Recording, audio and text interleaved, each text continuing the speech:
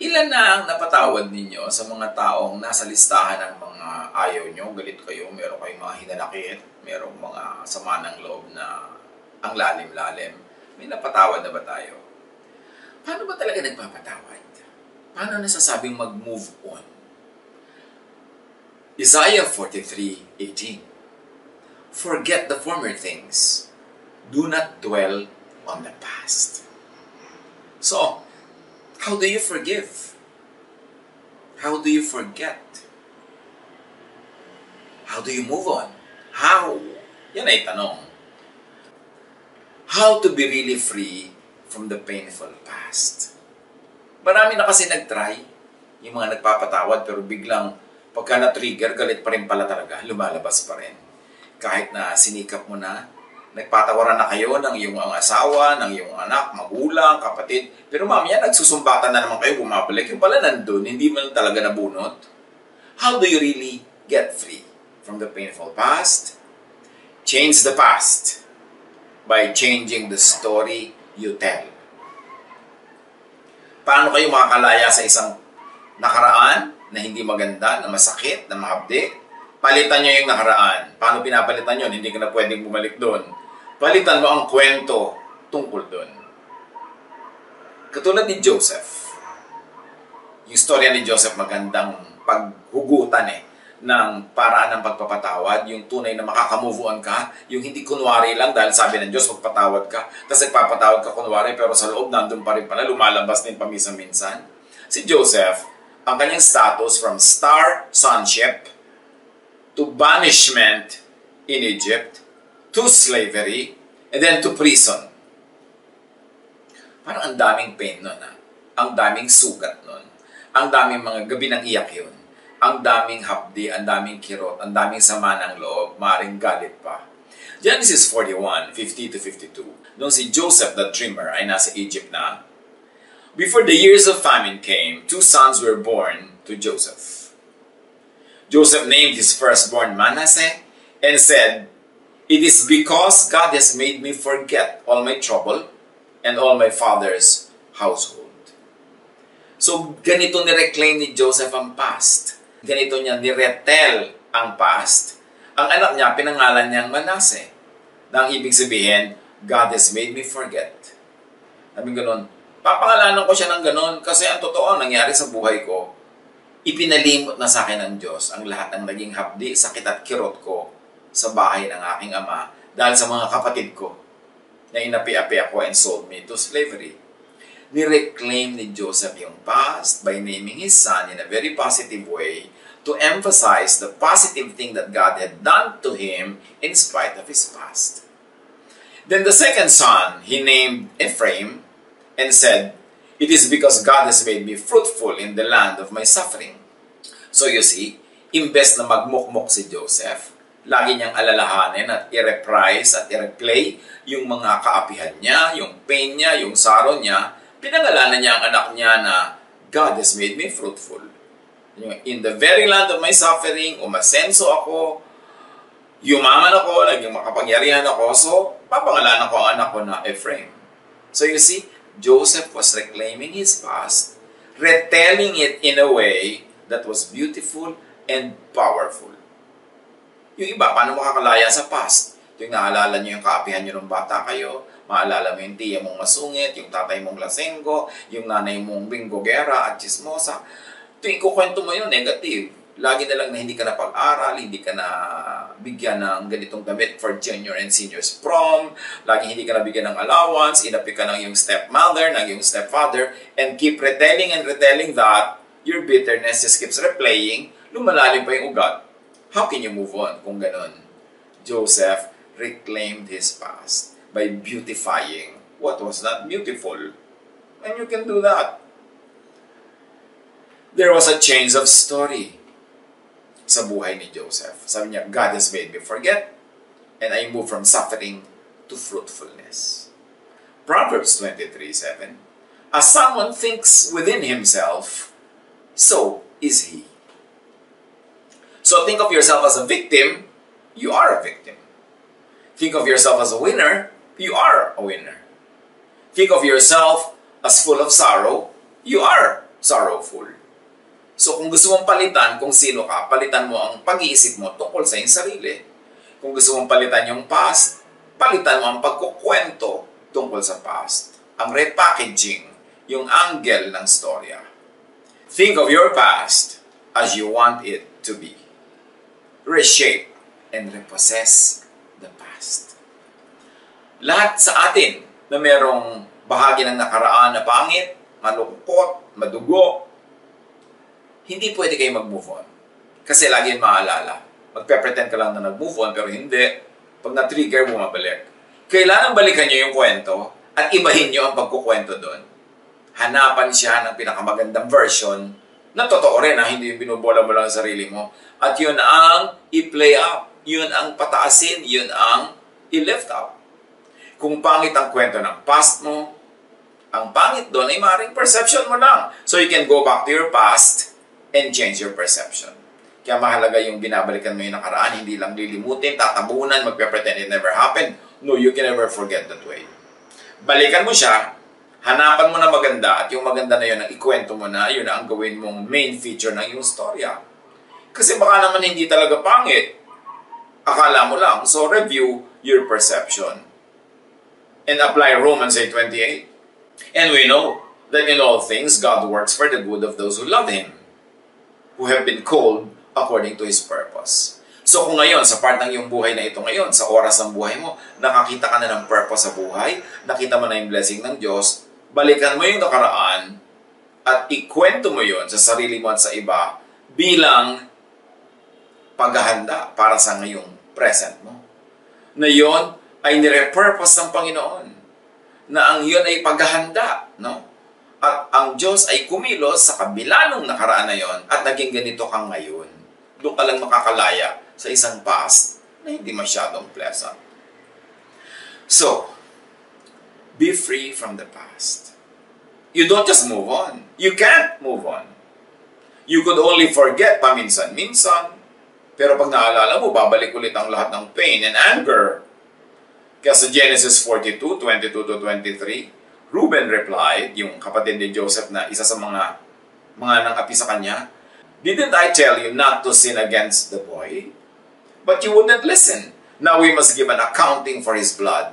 So you see, itong magkakapatid na ito, dahil ibinenta nila si Joseph to become a slave, buong buhay nila, yun ang kwentong binabalik-balikan ng kanilang gunita, yun ang kwentong nagmumulto sa kanila lagi. Kaya hanggang ngayon, buhay na buhay pa yung past at hindi pa sila nakakalaya. Kasi yun pa rin ang kwento at hindi nila naiba yung kwento na yun. So they have been imprisoned in that very bad plot, in that very bad story.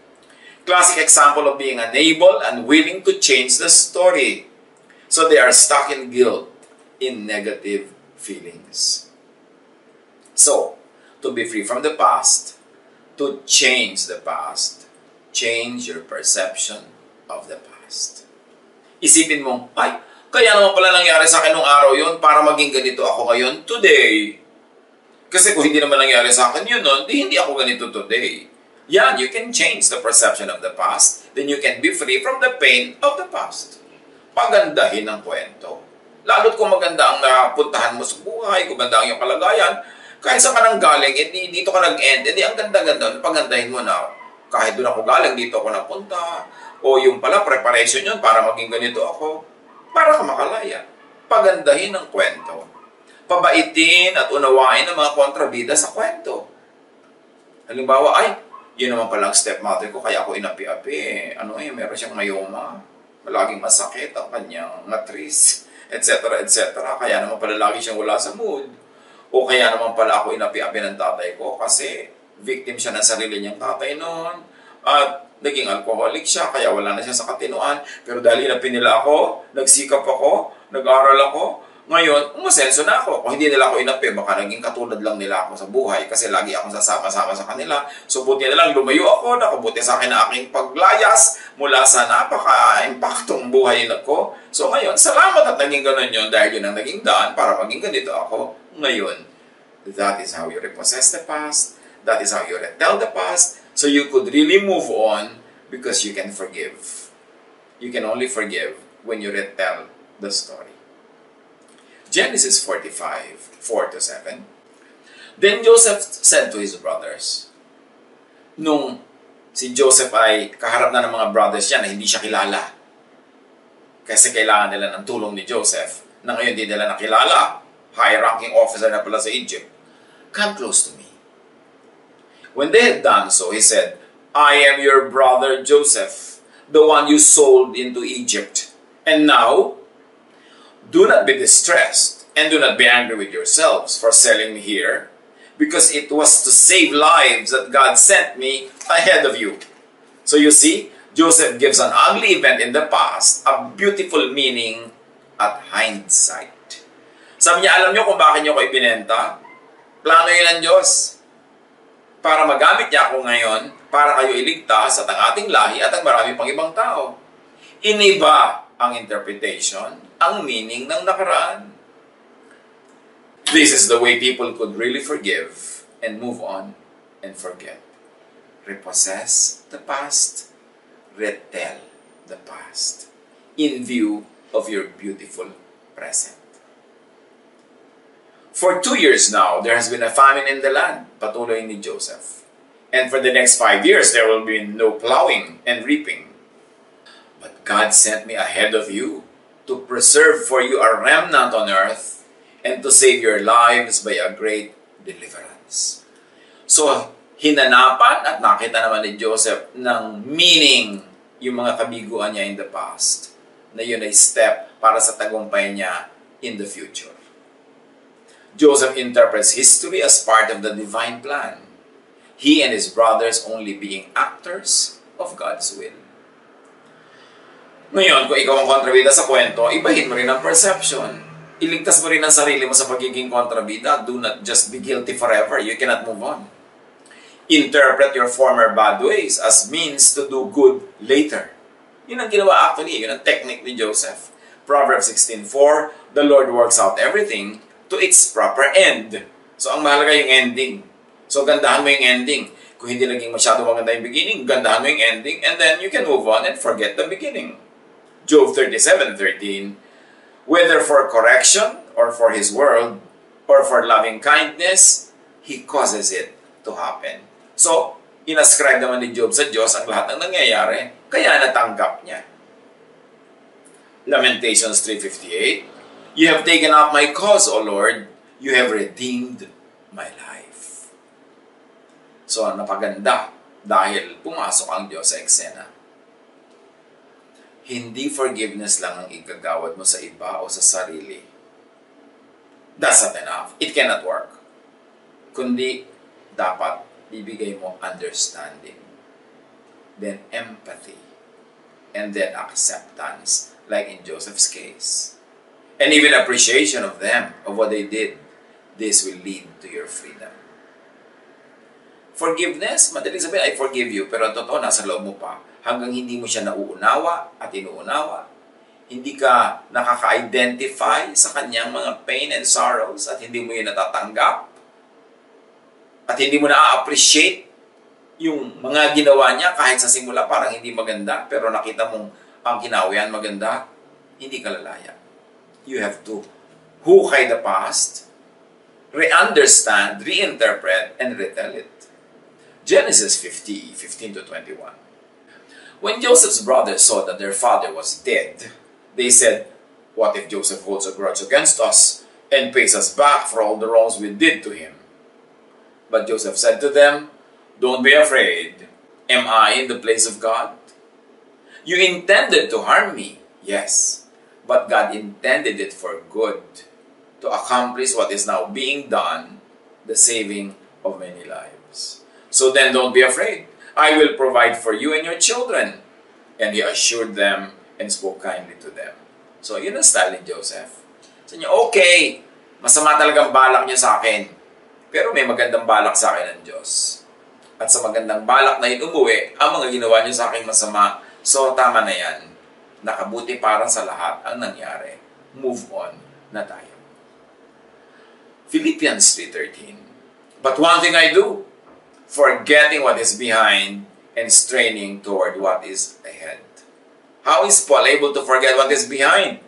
Ang dami-dami niyang pinapatay ng mga followers ni Jesus. Ang dami-dami niyang pinahirapan. Paano siya nakamove on? Paul revised his perception of his bad past. Therefore, he could forget what is behind. Acts 26, 9-11 and 16-17. I too was convinced that I ought to do all that was possible to oppose the name of Jesus of Nazareth. And that is just what I did in Jerusalem. On the authority of the chief priests, I put many of the Lord's people in prison.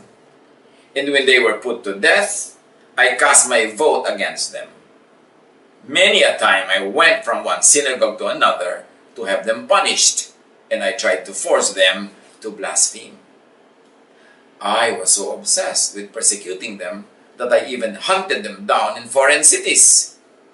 Until Jesus talked to Paul according to the report of Paul. Nasabi sa kanya ni Jesus, "Now get up and stand on your feet." So remember, get up, stand on your feet. Recovery yan. I have appeared to you to appoint you as a servant and as a witness of what you have seen and will see of me. I will rescue you from your own people and from the Gentiles. I am sending you to them. At pagkatapos, kinausap ng Diyos, kinausap ni Jesus, yung isang gagamitin niya para makarecover si Paul. Acts 9, 10-16. There was a follower of Jesus in Damascus named Ananias. In a vision, the Lord said to him, "Ananias." And Ananias answered, "Here I am, Lord." The Lord said to him, "Get up and go to the street called Straight Street. Find the house of Judas and ask for a man named Saul from the city of Tarsus. He is there now, praying. He has seen a vision in which a man named Ananias came and laid his hands on him so that he could see again." So in other words, sinasabi ni Jesus kay Ananias, pumunta ka doon para maging instrument ka na makakita uli si Saul. But Ananias answered, "Lord, many people have told me about this man. They told me about the many bad things he did to your holy people in Jerusalem. Now he has come here to Damascus. The leading priests have given him the power to arrest all people who trust in you." So in other words, ang thesis dito ni Ananias, a bad past, I or we will not forget. Bad ang past ni Paul. But the Lord said to Ananias, "Go. I have chosen Saul for an important work. I want him to tell other nations, the rulers, and the people of Israel about me. I will show him all he must suffer for me." So, there's another formula here to forget. Change the interpretation of the future to the angry people's satisfaction. You see, galit sila Ananias at takot sila kay Paul or Saul na naging Paul. Pero ang sabi ng Panginoon, hayaan mo na. May iutos ako sa kanya. Marami siyang gagawin at magdudusa siya ng sobra-sobra dahil sa akin. And dahil doon, na-change na yung perception ng future na si Paul ay hindi na magiging tagapagpahirap sa kanila, si Paul na ang mahihirapan. So in a matter of speaking, nagkaroon ng balancing ito, naging madali para kay Ananias to move on. So may another technique here na pwede nating ma-derive, makuha. Change the perception of the past so you can move on, or change the perception of the future so you can move into the future. So to be free from the past, if this is done about the past and the future, that it is revisited and retold, reinterpreted, then you really move on. Not just forgetting the pains of the past or the fears of the future, which you can't, but now you even appreciate them. 2 Corinthians 4:16-18. Kaya't hindi kami nasisiraan ng loob kahit na humihina ang aming katawang lupa. Patuloy namang lumalakas ang aming espiritu araw-araw. Ang bahagya at panandali ang kapighati ang dinaranas namin ngayon ay magbubunga ng kagalakang walang hanggan at walang katulad. Kaya't ang paningin namin ay nakatuon sa mga bagay na di nakikita at hindi sa mga bagay na nakikita. Sapagkat panandalian lamang ang mga bagay na nakikita, ngunit walang hanggan ang mga bagay na di nakikita. So how are people able to accept their present, which is very hard, very difficult? They interpret it in terms of a preparation for a glorious future. So they are able to bear with the present, even looking forward, hopefully, happily, joyfully to the future instead of feeling bad and bleak and hopeless. Laging ganon, you retell, you reinterpret. Pero totoo truthful retelling, truthful reinterpretation. Hindi yung magmumukmuk ka, puro lungkot ang makikita mo, tititig ka na lang lagi sa mga nakakaiyak. Sabi gano'n, kahit mahirap to ngayon, wala itong kwenta pag i-compare sa benefit na napapala namin ngayon at benefit na pupuntahan namin. 1 Peter 5:10, pagkatapos nyo magtiis sa loob ng maikling panahon, ang Diyos na siyang pinanggagalingan ng lahat ng pagpapala, ang siyang magbibigay sa inyo ng kaganapan, katatagan at lakas ng loob at isang pondasyong di matitinag. Magpakatatag tayo, maging blessing tayo sa iba, maging lakas tayo ng mga nanghihina, maging pagkain at inumin tayo ng mga nauuhaw at nagugutom, maging kagalakan tayo ng mga nalulungkot, and this will turn out to be a blessing for them and for us. It's an opportunity to do good in the name of God. It's an opportunity to be strong instead of to be weak. It's an opportunity to be hopeful instead of to be in despair. It's a choice. But you've got to retell, you've got to possess the story, reinterpret it, and make it beautiful. Because God is beautiful. And God is able to make everything beautiful in His time. Siyang tumatawag sa inyo upang makibahagi kayo sa Kanyang walang hanggang kaluwalhatian kasama ni Kristo sa patuloy ng ating binasa. What? How to change the interpretation of the past so you are able to forgive, to forget, and to move on. Gawin natin ito very practical, mga kapatid. Meron ba kayong part ng iyong past na very painful? Meron bang kontrabida sa inyong buhay noon? May ginawa sa inyong sobrang nakasugat sa inyong damdamin? Let's do this. Ha? Kumuha kayo dyan ng papel, kumuha kayo dyan ng pen at isulat nyo ito. Identify the person. Ilagay niyo sa blank. Sino siya? Halimbawa, si Tia Agueda. Name the act. Binuhusan ako ng kumukulong langis. Whatever it is. Name the negative effects. Nagkapeklat ako. Nagkasugat ako. Napaso ako. Give it a positive interpretation now. Ay, salamat na puno ako ng peklat. Kasi kung hindi makasobra ako, naging kaakit-akit. At kung ano na nangyari sa akin, naging immoral pa ako. Diba? Na positive yan. Na nabuhusan ka ng kumukulong langis. Sabi mo, ay salamat. Nabuhusan lang ako ng kumukulong langis. Hindi ako inilubog sa isang drum na langis. There's always something positive in it. There's always a way of retelling it and repossessing the story. And then see the hand of God in the story. God caused it. That yes, the Lord has given me this handicap to keep me humble. Otherwise, I could have probably nagwala ako sa buhay o naging sobra ako mayabang. God gave it a good result, an ending and meaning. At dahil sa mga nangyari sa akin na yun, nag-concentrate ako sa pag-aaral, nagpakatalino ako, hindi ako umasa sa kinis ng balat ko na napuno na ng peklat. So, tumaas ang aking mga marka, naging magaling ako sa school, at nagkaroon ako ng napakagandang career. See the logic or the reason behind the act and the event. Kayo na mag-supply niyan. And see the good effect in you. Kayo mag-supply. Then be thankful for it. Now, you are ready to forgive. Dito pwede na. Doable na. Kasi naunawa nyo na ang nangyari. Nakita nyo na yung ganda nun. At kung naunawa nyo pa si Tia Agueda, na kaya naman pala siya ganun, masyado siyang repressed and suppressed, hindi nagka-boyfriend kahit kailan, kaya galit na galit sa'yo na iinggit siya sa'yo, kaya kanya binusan ng mantika kasi ang dami mong manliligaw. So nakita mong victim siya. At ngayon hindi mo lang siya uunawa, naawa ka pa. Awa pa ang nangyari. Only then can you really forgive.